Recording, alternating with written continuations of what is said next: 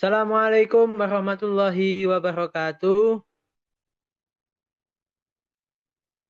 Di sini saya dan teman-teman saya akan menjelaskan mengenai penyesuaian perusahaan dagang dalam mata kuliah akuntansi. Sebelum menjelaskan mengenai penyesuaian perusahaan dagang, maka kami akan memperkenalkan diri. Di sini kita beranggotakan 5 orang dengan saya sendiri, yaitu Muhammad Ihtisamul Hasan dengan NPM 0029. Dan selanjutnya ada rekan saya. Saya David Nicholas Saputra, NBM 0009. Saya baru pertama NPM 019. Saya Frandi Triandika, NPM 0023. Saya Raisa Faisal Zaki, NPM 0030. Oke, di sini saya akan menjelaskan mengenai proses penyesuaian dan penutupan.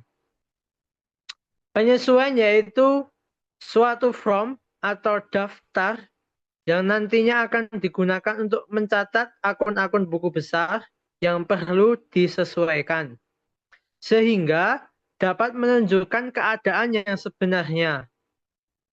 Sedangkan akun buku besar yang sudah menunjukkan keadaan yang sebenarnya dapat digunakan langsung dalam menyusun laporan keuangan. Sedangkan yang belum menunjukkan keadaan yang sebenarnya harus kita lakukan penyesuaian terlebih dahulu.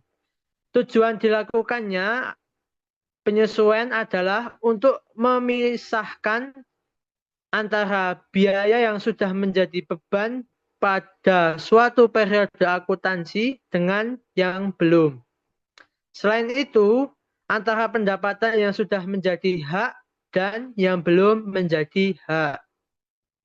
Selanjutnya ada proses penutupan.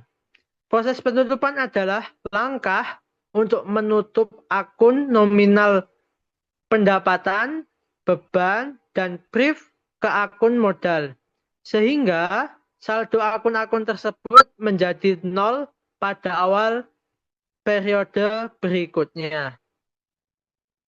Selanjutnya akan dilanjutkan oleh rekan saya. Baik, selanjutnya saya akan menjelaskan tentang ayat jurnal penyesuaian untuk kehilangan persediaan.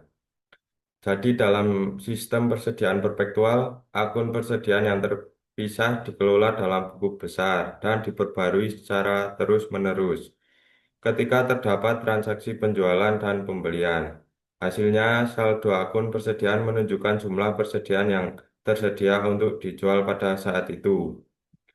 Untuk perhitungan persediaan secara fisik yang dilakukan pada akhir periode akuntansi lebih kecil daripada jumlah persediaan yang ditunjukkan dalam catatan persediaan. Oleh karena itu, selisih ini sering dinamakan penyusutan persediaan. Untuk selanjutnya akan dijelaskan oleh teman saya. Ya, saya jelaskan selanjutnya yaitu ayat jurnal penutup. Ayat jurnal penutup berguna untuk menutup akun-akun sementara seperti pendapatan, beban, dan brief pada akhir periode akuntansi. Setelah ditutup, saldo akun-akun tersebut menjadi nol sehingga siap digunakan pada periode berikutnya. Yang pertama untuk menutup pendapatan, debitnya pendapatan, dan kreditnya ikhtisar laba rugi. Yang kedua untuk menutup beban, retur ataupun HPP, debitnya ikhtisar laba rugi, kreditnya bahan, kreditnya beban, retur ataupun HPP. Untuk menutup ikhtisar laba rugi, kalau laba atau untung, maka ikhtisar laba ruginya di debit, modalnya di kredit. Kalau rugi, modalnya di debit, ikhtisar laba ruginya di kredit. Yang keempat, untuk menutup penarikan atau brief, debit debit modal sama debit jadi modal dan kreditnya menjadi privilege. Sekian dari saya. Yang selanjutnya akan dijelaskan oleh rekan saya. Baik, di sini saya akan menjelaskan tentang proses penyesuaian dalam sistem periodik. Proses penyesuaian yang sama dilakukan dalam sistem persediaan periodik dan perpetual, kecuali untuk penyesuaian atas kehilangan persediaan. Dalam kedua sistem, persediaan air ditentukan melalui penghitungan fisik. Dalam sistem persediaan periodik, buku besar persediaan yang terpisah tidak dibuat selama tahun berjalan. Bahkan pembelian persediaan dicatat dalam akun pembelian. Hasilnya kehilangan persediaan tetap langsung ditentukan, tapi bukan secara tidak langsung dalam harga pokok penjual. Hal ini dilakukan pada akhir tahun saat akun persediaan meningkat atau menurun terhadap persediaan di akhir. Kekurangan utama dari sistem persediaan periodik adalah jumlah kehilangan persediaan tidak ditentukan secara terpisah. Baik, saya akan melanjutkan yaitu contoh ayat jurnal penyesuaian untuk kehilangan persediaan. Nah, di sini sebagai contoh atau ilustrasinya, catatan persediaan dari SolusiNet menunjukkan bahwa persediaan senilai 63.950 seharusnya tersedia untuk dijual per 31 Desember 2011. Namun, perhitungan fisik persediaan yang dilakukan pada tanggal 31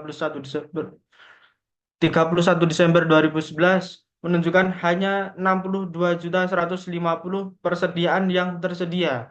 Jadi kehilangan persediaan untuk tahun yang berakhir pada 31 Desember 2011 adalah sebesar 1.800.000. Hasil itu diketahui dengan mengurangi 63.950 dikurangi 62.150 seperti ditentukan di sisi kiri di tabel tersebut. Jumlah tersebut dicatat dalam ayat jurnal penyesuaian sebagai berikut, yaitu tanggal 31 Desember, beban pokok penjualan di debit dan persediaan kehilangan persediaan di kredit. Nah, 63.950 dikurangi 62.150. Hasilnya yaitu 1.800. Untuk beban pokok penjualan ada di debit dan persediaan kehilangan persediaan di kredit. Next, yaitu contoh ayat jurnal penutup. Nah, di sini ditampilkan di sisi kiri atas ada tabel untuk ayat jurnal penutup. Ayat jurnal penutup sendiri untuk perusahaan dagang sama dengan ayat jurnal perusahaan jasa. Terdapat 4 ayat jurnal penutup untuk perusahaan dagang, yaitu yang pertama, ayat jurnal menutup saldo akun pendapatan ke ikhtisar laba rugi. Di sini ditampilkan pendapatan di debit dan ikhtisar laba rugi di kredit. Kemudian yang kedua yaitu ayat jurnal menutup saldo beban ke ikhtisar laba rugi. Di sini ikhtisar laba rugi ada di debit dan beban akun beban di kredit. Posisinya ada beban pokok penjualan, beban gaji penjualan, beban iklan, beban penyusutan peralatan toko, beban pengiriman, beban penjualan lain-lain, beban gaji kantor, beban sewa, beban penyusutan peralatan kantor, beban asuransi, beban perlengkapan kantor, beban administrasi lain-lain, dan beban bunga. Kemudian ayat jurnal penutup yang ketiga yaitu menutup saldo ikhtisar laba rugi ke akun modal pemilik. Di sini akun ikhtisar laba rugi berada di debit dan akun modal ada di kredit posisinya. Kemudian ayat jurnal penutup yang keempat yaitu menutup saldo akun prive ke akun modal pemilik. Di sini ditampilkan bahwasanya modal Kristina ada di debit dan prive Kristina ada di kredit. Sama-sama sebesar 18 juta. Kemudian di sini ada contoh bagaimana akun ikhtisar laba rugi. Di situ di kolom keterangan ada pendapatan, beban, dan laba itu. Di mana pendapatan posisinya ada di kredit, beban dan laba itu posisinya ada di debit. Next, yaitu kesimpulan. Penyesuaian dalam perusahaan dagang dilakukan untuk memastikan laporan keuangan menunjukkan kondisi yang sebenarnya, terutama terkait pendapatan, beban, dan persediaan. Dalam sistem persediaan perpetual, setiap perubahan dicatat secara langsung sehingga kehilangan persediaan bisa segera diketahui.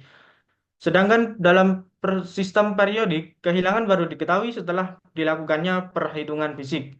Di akhir periode dilakukan juga proses penutupan akun pendapatan, beban, dan prive.